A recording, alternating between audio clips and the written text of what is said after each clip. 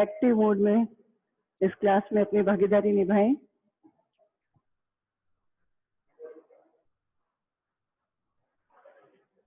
नमस्कार बेटा, हिंदी की पहली कक्षा में आप सभी का बहुत बहुत स्वागत और अभिनंदन। जैसा कि आप लोगों को विदित है कि पिछले कुछ दिनों में ऑनलाइन क्लासेस में हमारे सभी विषयों में अध्ययन और अध्यापन का कार्य चलाया गया। आज हमारी हिंदी की पहली कक्षा है और कोशिश यही है कि इस कक्षा में बिल्कुल अच्छे ढंग से आपको दिए गए विषय की जानकारी प्रदान की जाए। हिंदी की स्पर्श बुक का पद्यांश पाठ का पहला लेसन है कबीर, और यही पीडीएफ फाइल आप लोगों को पहले सेंड की गई थी। उसी को एक अच्छे से एक्सप्लेनेशन के साथ, वर्णन के साथ विस्तार से आपको बताया जाएगा। कबीर, कबीर कौन थे? जिन बच्चों ने 9th में अपना अध्ययन किया है और जो 10th में अध्ययन जारी रख रहे हैं, उन बच्चों की जानकारी के लिए बताऊं कि हमारा हिंदी का साहित्य, इस हिंदी के साहित्य को समृद्ध बनाने के लिए कई समय, कई युग बीतते चले गए। इनमें सबसे पहला जो युग था वो कहलाया आदिकाल। आदि यानी प्रारंभ, प्रारंभिक काल। इस काल में जितने भी कवि हुआ करते थे वो अपने राजाओं या शासकों के आश्रय में रहकर उनके गुणगान से संबंधित कविताओं या रचनाओं को किया करते थे। उनसे प्रशंसा में खूब जागीर या उपहार प्राप्त करते थे। लेकिन जब वृद्धावस्था आती तो वो ये सोचते कि ईश्वर ने जिस उद्देश्य के लिए हमें इस धरती पर भेजा है, हमारा वो उद्देश्य अधूरा रह गया। तो वहां से उन कवियों की भावनाएं और विचार थोड़े परिवर्तित हुए। इसी से बढ़ते हुए एक नया युग आया जो कहलाया भक्ति काल। और इस भक्ति काल में मुख्य रूप से कवियों का उद्देश्य था ईश्वर की भक्ति करना। और ऐसे कवि क्या कहलाए? संत कवि कहलाए। ऐसे कवि संत कवि कहलाए। इन्हीं संत कवियों में अन्यतम और श्रेष्ठतम स्थान दिया जाता है कबीर को। कबीर निर्गुण निराकार ईश्वर को मानने वाले कवि थे। कबीर के बारे में कहा जाता है कि कबीर कौन थे, कबीर किस धर्म से संबंधित थे। तो आपके ब्लैक बोर्ड पर कुछ पॉइंट्स जो हैं वो यहाँ पर लिखे गए हैं। 1 बाय 1 हम इन पॉइंट्स के जरिए कबीर के जीवन के बारे में अच्छे से परिचय प्राप्त करेंगे। सबसे पहला पॉइंट है जीवन परिचय। कबीर का जीवन किस तरीके से शुरू हुआ, कबीर के जन्म के विषय में कौन सा स्थान बहुत ज्यादा उल्लेखनीय रहा गया। तो सबसे पहले आपको आपके पाठ्य पुस्तक में जैसा कि दिया गया है और जैसा कि कबीर के बारे में कहा जाता है कि 1398 ईस्वी में इनका जन्म हुआ। इनका जन्म हुआ लहर तारा तालाब, काशी में। लहर तारा तालाब के समीप काशी में इनका जन्म हुआ। और काशी में जब इनका जन्म हुआ तो माना जाता है कि इसी लहर तारा तालाब में कबीर को किसी ने प्रवाहित होते हुए देखा। और वो कौन थे? वो थे जुलाहा संप्रदाय से संबंधित नीरू और नीमा। ये दो दंपत्ति थे, यानी पति पत्नी थे। और इन्होंने इस बालक को उस जल की धारा में प्रवाहित होते हुए देखा। यही संतान थे। इन्होंने कबीर को लिया और उसका पालन पोषण किया। तो फिर जुलाहा दंपत्ति के द्वारा पालन पोषण किए जाने के कारण ये जुलाहा संप्रदाय से संबंधित ही माने गए। कबीर के अध्ययन, अध्यापन, शिक्षा, दीक्षा के विषय में कहा जाता है कि इन्होंने किसी विशेष रूप से गुरु से शिक्षा इस ढंग से प्राप्त नहीं की। लेकिन कबीर जो है मुख्य रूप से रामानंद को अपना गुरु मानते थे। इसके पीछे एक प्रसंग है कि एक बार कबीर जो है काशी के तालाब में स्नान करने के लिए गए और उसी समय प्रातः काल का समय था। और उस समय रामानंद जो है वो भी वहां पर स्नान के लिए आए और उनका पैर जो है कबीर पर पड़ा। और कबीर पर पड़ते ही कबीर उनके बातों से, विचारों से, शिक्षाओं से इतने प्रभावित थे कि उन्होंने कहीं और जाने की सोची ही नहीं और रामानंद को ही अपना गुरु स्वीकार कर लिया। तो रामानंद के द्वारा शिक्षित कर किए गए कबीर जो है वो बहुत महान संत कवि माने गए। अब जो है 1518 में इनकी मृत्यु मानी जाती है। 1398 से 1518 का जो दीर्घ समय है उसके विषय में कोई लिखित साक्ष्य नहीं है, इसलिए इन वाक्यों को लिखते समय आगे एक वाक्यांश दिया जाता है। ऐसा माना जाता है कि कबीर का जन्म 1398 ईस्वी में और उनकी मृत्यु 1518 ईस्वी में हुई। इनका जन्म काशी में लहरतारा तालाब के समीप हुआ। नदी तालाब की पानी के प्रवाह में बहते हुए जुलाहा दंपत्ति नीरू और नीमा ने इन्हें देखा और ये निसंतान थे और इन्होंने कबीर का पालन पोषण करने का निश्चय किया। अब कबीर जो है जुलाहा संप्रदाय से संबंधित तो हो गए, लेकिन फिर भी वो हिंदू, मुसलमान, सिख, ईसाई किसी भी धर्म को विशेष महत्व या तवज्जो नहीं देते थे। कबीर ने अपने जितने भी जो साखियां या दोहे कहे हैं उनके विषय में कहा जाता है कि कबीर किसी विशेष भाषा से शिक्षित नहीं थे। उनकी भाषा क्या थी? तो उनकी भाषा में क्या था? उनकी भाषा में अवधी, पंजाबी, खड़ी बोली, राजस्थानी और कहीं कहीं पर उस स्थान विशेष की भाषा जो कुछ भी थी, किसी भी विशेष स्थान की भाषा, तो 1, 2, 3, 4, 5 5 अलग अलग भाषाओं का मेल, इसलिए इनकी भाषा को पंचमेल खिचड़ी कहा जाता है। जब आप अपनी पुस्तक से अध्ययन करेंगे और उसे पढ़ेंगे तो आपको पता चलेगा कि उसमें विशेष रूप से दिया गया है कबीर की भाषा पंचमेल खिचड़ी भाषा थी। कारण अभी मैंने आपके ब्लैक बोर्ड पे ही लिखा है, ध्यान दीजिएगा। अवधी, पंजाबी, राजस्थानी, खड़ी बोली और उस स्थान विशेष की भाषा। जैसे मैंने स्थान विशेष में कहीं लिख दिया, अगर मुस्लिम प्रजाति या संप्रदाय विशेष अधिक है तो वहाँ उर्दू फारसी जैसी बोली गई है, तो उनके शब्दों को भी उन्होंने अपनी भाषा में शामिल किया। इसलिए उनकी भाषा को पंचमेल खिचड़ी भाषा कहा जाता है, जिसका दूसरा नाम है तदुकड़ी भाषा, जिसका दूसरा नाम हम कह सकते हैं तदुकड़ी भाषा। कि कबीर की भाषा क्या थी? तदुकड़ी भाषा थी, जिसे पंचमेल खिचड़ी के नाम से भी जाना जाता है। कबीर ने विशेष रूप से किसी भाषा का ज्ञान प्राप्त नहीं किया था। जिस स्थान पर जाते थे और उसी स्थान की भाषा को अपने काव्य का माध्यम बनाया करते थे। अब उनके क्या लिखे गए काव्य या रचनाएं हमारे पास साक्ष्य के रूप में है? क्या उनके द्वारा लिखित हैं? नहीं। कबीर कैसे थे? अनपढ़ थे। अनपढ़ थे और किसी तरह की शिक्षा उन्होंने प्राप्त नहीं की थी। तो उनका ही एक शिष्य था जिसका नाम था धर्मदास। उस धर्मदास ने कबीर की वाणी से बहुत ज्यादा लाभ उठाया, क्योंकि वो उस प्रभावशाली वाणी को संजो कर रखना चाहते थे और उन्होंने उसकी वाणी को संजो कर रखने का एक माध्यम बनाया, वो था बीजक। यानी उनके द्वारा लिखा गया ग्रंथ था बीजक, और इसी बीजक ग्रंथ के 3 हिस्से किए गए। बीजक ग्रंथ के 3 हिस्सों में सबसे पहले कबीर की साखी, दूसरे हिस्से में कबीर के शबद और तीसरे हिस्से में कबीर की रमैनी। ध्यान दीजिएगा बेटा, साक्षी यानी साक्ष्य, सबूत जो हमारे पाठ्य पुस्तक में शामिल किए गए हैं, यानी वे दोहे जो सबूत के तौर पर पुराने अनुभवों को आज की पीढ़ी तक भी प्रेक्षित करते हैं, ज्ञान को पहुंचाते हैं। शबद, शबद वो रचना है जिसमें कबीर ने ईश्वर के साथ अपनी आत्मा के संबंध को बहुत ही भाव उद्वेग से उच्चारित किया है। यानी वो भावनाओं में इतने बह गए कि अपने आप को एक आत्मा यानी ईश्वर का अंश और उसी परमात्मा से मिलने के लिए जो विरह था, जो उससे दूर रहने का दुख था, उसे उन्होंने प्रकट किया है। और तीसरा है हिस्सा इसका रमायनी। रमायनी जिस तरह से हम चौपाइयां पढ़ते हैं, हनुमान चालीसा के अंदर आती है चौपाइयां, 4 पंक्तियां, उस तरह से रमायनी में भी 4-4 पंक्तियों के पद दिए गए हैं जिन्हें रमायनी के नाम से जाना जाता है, जिसमें भी कबीर ने अपनी अपनी लोकमत जागरूक करने की शिक्षाओं को प्रचारित और प्रसारित किया। हमारे इस पाठ्यक्रम में मुख्य रूप से कबीर की साक्ष्यां ही महत्वपूर्ण है, जिसका अध्ययन हम आगे की कक्षा में करेंगे।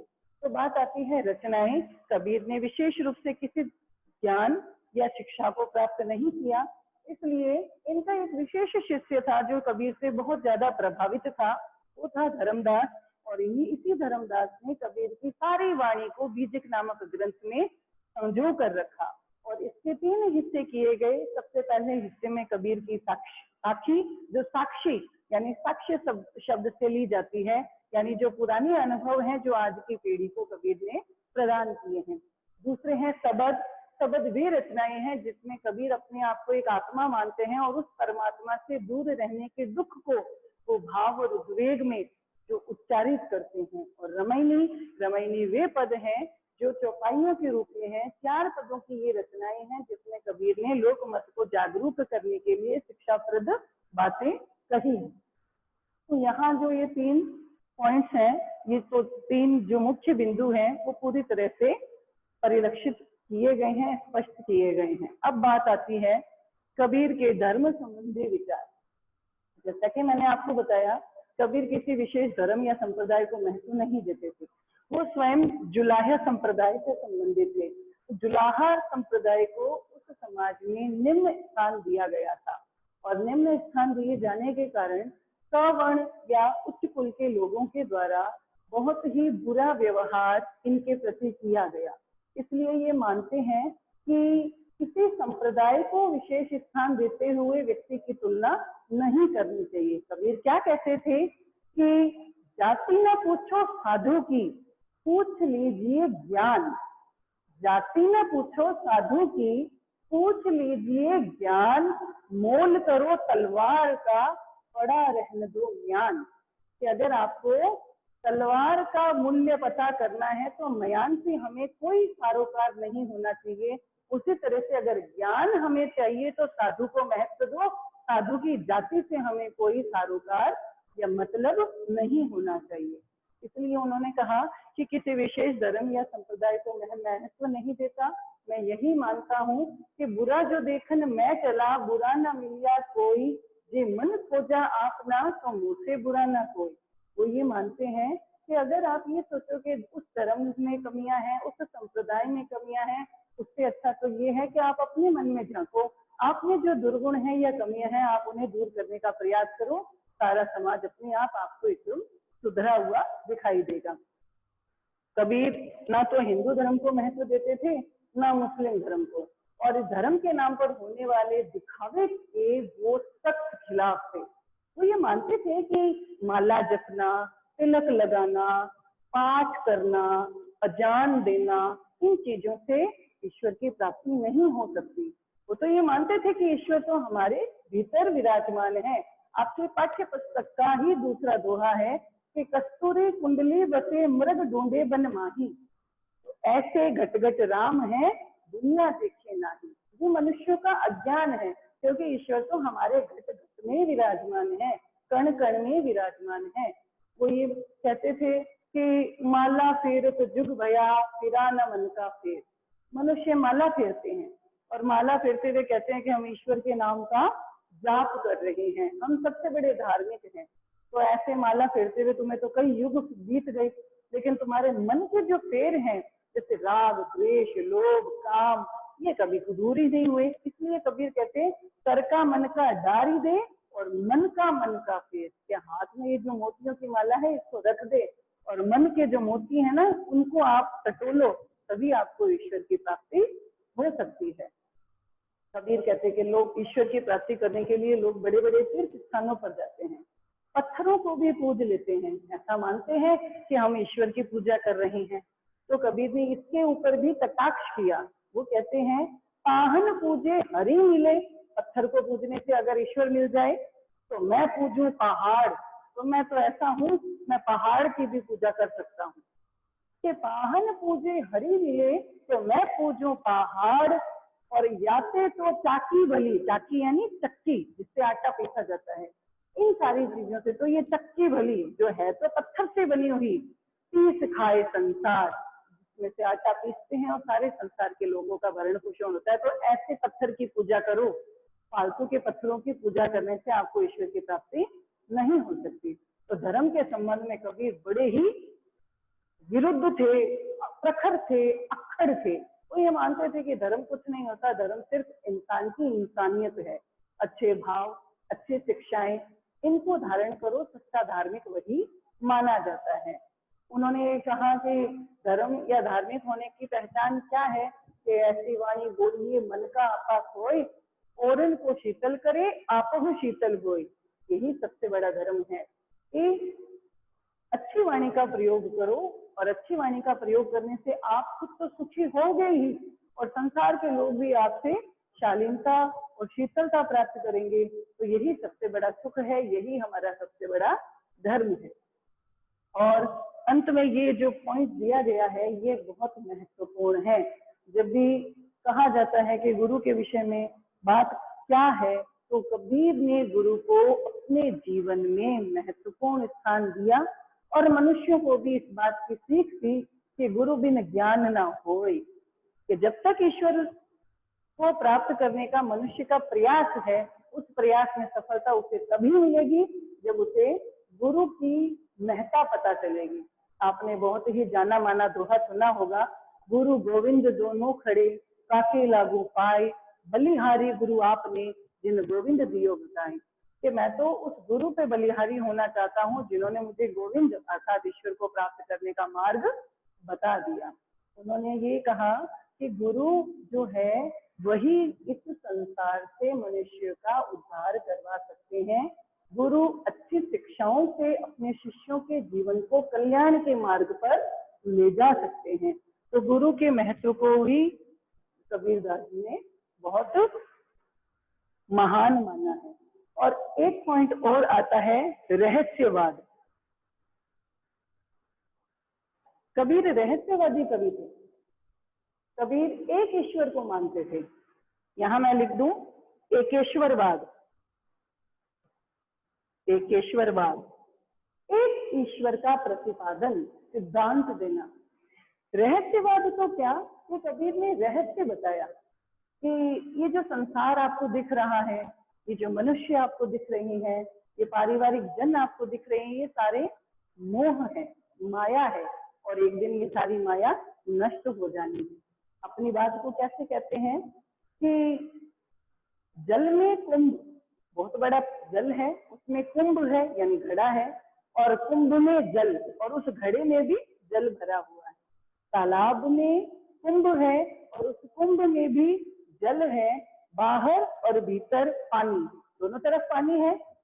कि जल में कुंभ, कुंभ में जल है, बाहर भीतर पानी। टूटा कुंभ, जैसे ही घड़ा टूटा, टूट गया, जल जल ही समाना, उस घड़े में भरा हुआ जल उस तालाब के जल के संपर्क में आ गया।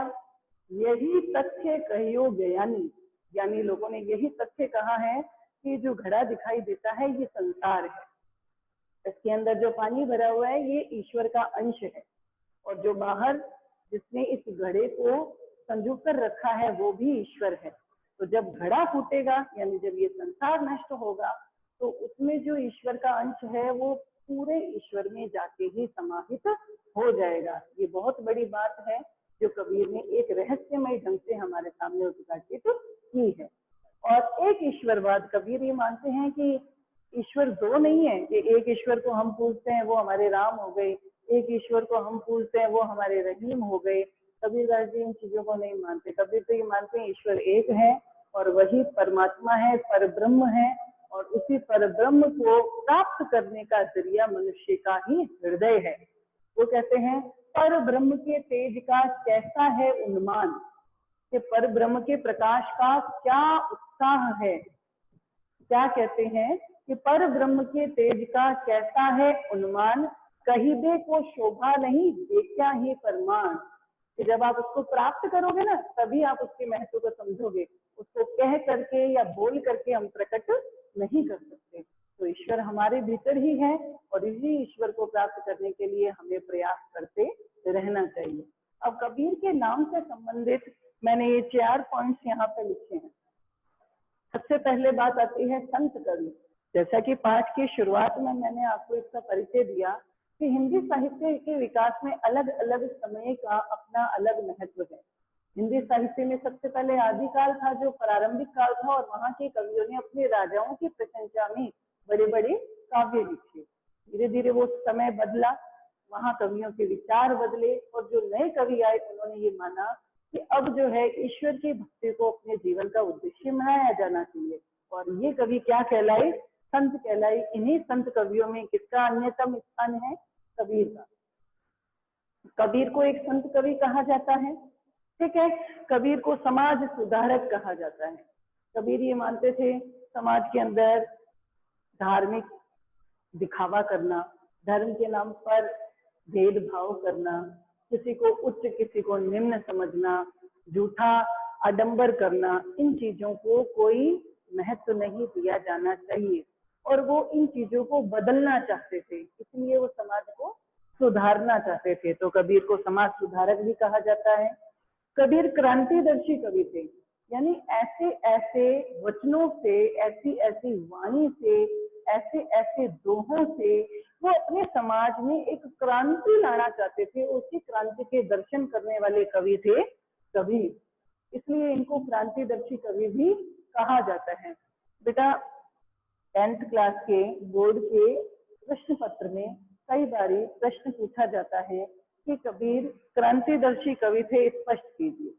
क्रांति यानी परिवर्तन, और कबीर जो है परिवर्तन लाने के लिए अपनी वाणी, अपने वचनों, अपने दोहों को विशेष महत्व देते थे। वो ये मानते थे कि मुझे किसी के दिखावे की आवश्यकता नहीं है, मैं जिस जगह जाऊंगा बेबाक स्पष्ट वाचन करूंगा, और उसी वाचन के जरिए मैं लोगों को जागरूक करते हुए वहां एक परिवर्तन लाना चाहता हूँ। क्रांतिदर्शी थे, समाज को सुधारना चाहते थे, और वाणी के डिक्टेटर थे। डिक्टेटर तानाशाह, जो किसी भी नियम को नहीं मानता, जो अपने नियम खुद बनाता है, वो थे वाणी के डिक्टेटर। यानी वाणी के संबंध में, भाषा के संबंध में वो बिल्कुल तानाशाह थे। मन में आई जैसी ही भाषा में बिल्कुल बेबाक और स्पष्ट वाचन करते हुए अपनी बातों को लोगों के आगे रखना ही कबीर का मुख्य उद्देश्य था। कबीर के बारे में मैंने आपको बताया कि कबीर ने किसी विशेष भाषा का ज्ञान प्राप्त नहीं किया था। कबीर कहते हैं कि मसी कागज छुयो नहीं, कलम गही नहीं हाथ, कि मैंने तो कभी मसी यानी स्याही, कागज यानी कागज को छुआ ही नहीं, और कलम यानी पेन या पेंसिल गही नहीं हाथ, कभी मैंने हाथ में ही नहीं ली। तो वो ये मानते हैं कि मैंने इन चीजों का किसी विशेष ज्ञान को प्राप्त नहीं किया, लेकिन फिर भी उनकी वाणी बहुत ज्यादा प्रभावशाली थी। और उनकी वाणी के विषय में कहा जाता है कि उनकी वाणी में 5 तरह की भाषाओं का अलग अलग मेल दिखाई देता है। इसीलिए कबीर की वाणी पंचमेल खिचड़ी या सधुकड़ी कहा जाता है। और वो इतनी प्रभावशाली थी कि लोग उससे प्रभावित हुए बिना नहीं रह सकते। इस बात को तो हम आज भी जान सकते हैं कि वो इतनी प्रभावशाली है कि आज तक कहाँ 1391 ईस्वी का 13वीं शताब्दी का समय और कहाँ 21वीं शताब्दी का समय, आज तक इसकी शिक्षाओं को हम पालन कर रहे हैं। यानी दूरदर्शी सोच के थे, आने वाले समय में कैसा समाज होगा, कैसे लोगों की मनोवृत्तियां होगी, कैसे उनके विचार होगी, और उन्हीं विचारों को कैसे परिशुद्ध करना होगा, ये कबीर का मुख्य उद्देश्य रहा था। और ये आज भी। अब एक प्रश्न और आता है प्रासंगिक, कि कबीर की शिक्षाएं आज भी प्रासंगिक हैं। प्रासंगिक यानी महत्वपूर्ण है। तो बेटा मैंने यहाँ सिर्फ इसके परिचय में से आपको प्रश्न बता दिए कि कबीर को संत कवि क्यों कहा जाता है, कबीर समाज के सुधारक थे। क्या आप इस कथन से सहमत हैं?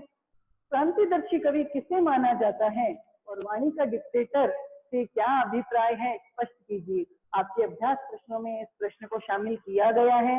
एक प्रश्न और आता है कि कबीर की रचनाएं आज के समय में भी प्रासंगिक हैं। यदि आप इस बात से सहमत हैं तो क्यों, उत्तर दीजिए या स्पष्ट कीजिए। प्रासंगिक यानी महत्वपूर्ण, यानी आज भी कबीर की इन शिक्षाओं का बहुत महत्व है। तो हम मान सकते हैं कि कबीर के विषय में इस तरह की जानकारी जो है वो हमारे लिए बहुत ही लाभदायक है। और प्रथम पाठ के परिचय को अगर आप दोबारा से पढ़ोगे तो मुझे लगता है, और मैं उम्मीद भी करती हूँ कि मेरे बच्चों को ये सारी चीजें अच्छे से समझ आ गई होगी। एक छोटा सा दोहरान, क्या है कबीर का जीवन परिचय। कबीर का जन्म हुआ 1391 लहर तारा तालाब में के समीप धारा में, जल प्रवाह में बहती धारा में प्रवाहित होते हुए इस बालक को जुलाहा दंपत्ति, इसमें जो पुरुष थे वो थे नीरू और नीमा उनकी पत्नी, इन दोनों ने जो निसंतान थे कबीर को उस धारा में प्रवाहित होते देखा और उन्होंने उस बच्चे को स्वीकार किया, उसका पालन पोषण किया। तो वो जुलाहा संप्रदाय से संबंधित थे और उनकी मृत्यु हुई 1518। एक तथ्य कहने लायक ये भी है कि उनका जन्म हुआ काशी में। कहते हैं काशी में जन्म लेने वाला और काशी में मृत्यु को प्राप्त करने वाला तो सीधा स्वर्ग को जाता है। कबीर इस बात को भी गलत साबित करना चाहते थे कि ऐसी कोई बात नहीं है, जो मरता है वो ईश्वर को ही प्राप्त होता है। तो उन्होंने क्या किया, 1518 में जब उनकी मृत्यु का जो समय था वो समीप था, तो वो मगहर चले गए। दो नाम है, काशी और मगहर। मगहर ऐसा स्थान है जहाँ लोगों की मान्यता है कि मरने वाले को नरक की प्राप्ति होती है। तो लोगों की इसी धारणा को, इसी रूढ़ी को बदलने के लिए कबीर जो है जीवन के अंत समय में मगहर गए और 1518 ईस्वी में मगहर में ही उनकी मृत्यु हो गई। ये हुआ इनके जीवन का परिचय। बताया जाता है कि कबीर ने किसी विशेष गुरु या उससे प्राप्त होने वाली शिक्षा को नहीं लिया। हाँ, उन्होंने अपना एक धार्मिक गुरु माना, वो थे गुरु रामानंद। रामानंद की शिक्षाओं से वो बहुत प्रभावित थे और वे जो है अपनी बेबाक वाणी में समाज को सुधारने का प्रयास भी करते थे। तो उनकी भाषा में कहा जाता है सदुकड़ी भाषा या पंचमेल खिचड़ी का स्वरूप दिखाई देता है, क्योंकि उनकी भाषा में अवधी, पंजाबी, राजस्थानी, खड़ी बोली और उस स्थान विशेष की भाषा जहाँ वो खुद उस समय विराजमान होते थे उसके शब्दों को भी शामिल कर लेते थे। तो पंचमेल खिचड़ी भाषा कही जाती है। और साधु आदमी थे इसलिए उनकी भाषा को सदुकड़ी भी कहा जाता है। कबीर की रचनाएं, कबीर किसी ज्ञान को, किसी शिक्षा को नहीं जानते थे, इसलिए उनकी रचनाएं जो हैं उनका ही एक शिष्य था धर्मदास, और धर्मदास वो उनसे बहुत प्रभावित था। उन्होंने कहा इस वाणी को किसी ग्रंथ में जरूर संजोना चाहिए, और वो ग्रंथ था बीजक। उस बीजक के 3 हिस्से, साक्षी, शब्द, रमयी, साक्षियां हमारे पाठ्यक्रम में शामिल है। धर्म के विषय में वो किसी भी धर्म को विशेष महत्व नहीं देते थे, सभी धर्मों को समान सम्मान देते थे। वो किसी भी तीर्थ यात्रा, मूर्ति पूजा, जप माला, थापा, तिलक इन चीजों में विश्वास नहीं रखते थे। वो गुरु को बहुत महत्व देते थे। गुरु बिन ज्ञान न होई, वो मानते थे कि जब तक मनुष्य को गुरु नहीं मिलेगा उसे ईश्वर का ज्ञान नहीं प्राप्त हो पाएगा। कबीर एक ईश्वर को मानते थे। वो ये मानते थे कि संसार में ईश्वर एक ही है, उसे 2 रूपों में नहीं देखा जा सकता। आत्मा है जो परमात्मा का ही अंश है और उसी में शामिल हो जाएगी। तो बेटा कल की क्लास में मैं आपको दोहे के बारे में बताऊंगी कि कबीर की साखी या ये दोहे क्या है। कबीर की साखी या दोहे क्या है, एक छोटा सा उदाहरण तो जरूर देना चाहती हूँ बेटा। ब्लैक बोर्ड की तरफ ध्यान देते रहिएगा जिन्होंने समझ रखा है, क्योंकि कक्षा 9 में भी मैंने बच्चों को इस चीज से परिचित करवाया। जैसे कबीर का पहला दोहा है, क्या है, ऐसी वाणी बोलिए मन का आपा खोय। ध्यान देना, ये क्या है, दोहा। दोहा यानी 2 पंक्तियों वाली रचना। इस 2 पंक्तियों वाली रचना में 4 पद होते हैं। पद होते हैं 4, पंक्ति होती है 2, और इन 2 पंक्तियों में पहले और तीसरे पद में 13 मात्राएं और दूसरे और चौथे पद में 11 मात्राएं होती हैं। पहले और तीसरे पद में 13 मात्राएं, दूसरे और चौथे पद में 11 मात्राएं होती हैं। पहला पद आपके सामने ब्लैक बोर्ड पे दिया गया है। अब इसकी मात्राओं को कैसे गिनेंगे? मात्राओं को गिनने के लिए जो ह्रस्व स्वर है, ह्रस्व स्वर को 1 मात्रा गिना जाता है और दीर्घ स्वर को 2 मात्रा गिना जाता है। और यहाँ गणना करते समय इस 2 को ऐसे लिखा जाएगा, ध्यान दीजिएगा बेटा। आई दीर्घ है, सी दीर्घ है, वाणी दीर्घ दीर्घ है, बोली ये दीर्घ ह्रस्व दीर्घ। गिनते हैं 2, 4, 6, 8, 10, 12 और 1 13, यानी पहले पद में हमारी 13 मात्राएं आ गई। म हर्ष स्वर है, का दीर्घ स्वर है, आ पा दीर्घ दीर्घ है, को य दीर्घ और हस्व है। जिनके देखते हैं 2 4 6 8 9 10 11 यहाँ पे आ जाती है इसकी 11 मात्राएं। तो ये मैंने आपको पहली पंक्ति समझाई जिसमें पहले पद में 13, इसी तरह से पहले और तीसरे पद में भी 13 ही आएगी और दूसरे पद में 11, इसी तरह से चौथे पद में 11 ही आएंगी। आप घर पे एक बार इसका थोड़ा सा प्रयास करना, अगर प्रयास करने में आपको आ जाएगा तो अच्छी बात है, नहीं तो कल की कक्षा में हम इसका एक बार दोबारा से दोहरान लेंगे, इसको अच्छे से समझेंगे और उसके बाद अनुवाद करेंगे। धन्यवाद बेटा, इस क्लास को अच्छे ढंग से सुनने और समझने के लिए। उम्मीद करती हूँ आपको दिया गया सारा ज्ञान अच्छे ढंग से समझ आया होगा। मिलते हैं अगली कक्षा में।